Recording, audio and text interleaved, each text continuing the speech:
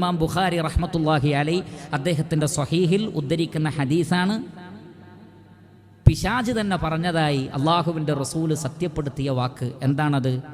നിങ്ങൾ ആരെങ്കിലും ഉറങ്ങാൻ കിടക്കുമ്പോൾ ഇദാ അവൈത ഇലാ ഫിറാഷിക് ഫഖറ ആയത്തുൽ കുർസി, ഉറങ്ങാൻ കിടക്കുമ്പോൾ ആയത്തുൽ കുർസി പാരായണം ചെയ്യണം. അങ്ങനെയാണെങ്കിൽ ലൻ യസാല അലൈക മിനല്ലാഹി ഹാഫിളുൻ, അള്ളാഹുവിൽ നിന്ന് ഒരു സംരക്ഷകനെ അള്ളാഹു രാത്രിയിൽ നിയോഗിക്കും.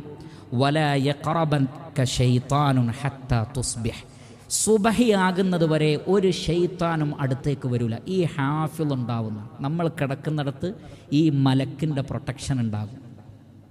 ഒരു ശൈത്താനെയും അടുക്കാൻ സമ്മതിക്കൂല. ഒരു ഹാഫിളാണ്, സംരക്ഷകൻ എന്നാ പറഞ്ഞത്. ഒരു ഹാഫിളിന് അള്ളാഹു അയക്കും, ശൈത്താനെ തടയും. ആയത്തുൽ കുർസി പാരായണം ചെയ്യും. ഉറങ്ങാൻ കിടക്കുമ്പോൾ നാം ഇത് മറന്നു പോകരുത്. അതേപോലെ തന്നെ ഇമാം ബുഖാരി റഹ്മത്തുള്ളാഹി അലൈഹി അബീ മസ്ഊദിനിൽ ബദരി റളിയല്ലാഹു അൻഹുവിൽ നിന്ന് ഉദ്ധരിക്കുന്നു.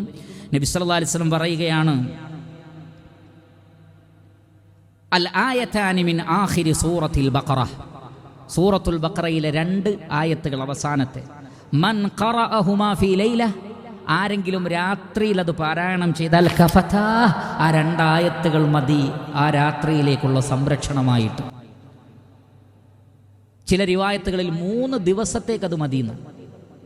പ്രത്യേക സംരക്ഷണമാണ്. ആമനർ റസൂലു മുതൽക്ക് വൻസുർന അൽ ഖൗമിൽ കാഫിരീൻ എന്നതുവരെ. അപ്പോൾ ലൈല എന്ന് പറഞ്ഞതുകൊണ്ട് മഗ്രിബിന് ശേഷം ഏത് സമയത്തും ഓതാം. എത്രയും നേരത്തെ ഓതുന്നുവോ അത്രയും നല്ലത്. അൽഹംദുലില്ലാഹ്. അതുകൊണ്ട് ഈ പറയപ്പെട്ട 2 ഭാഗങ്ങൾ സൂറത്തുൽ ബഖറയിലെ ഭാഗങ്ങളാണ്. അതിൽ നിന്ന് പാരായണം ചെയ്യാൻ ശ്രമിക്കണം.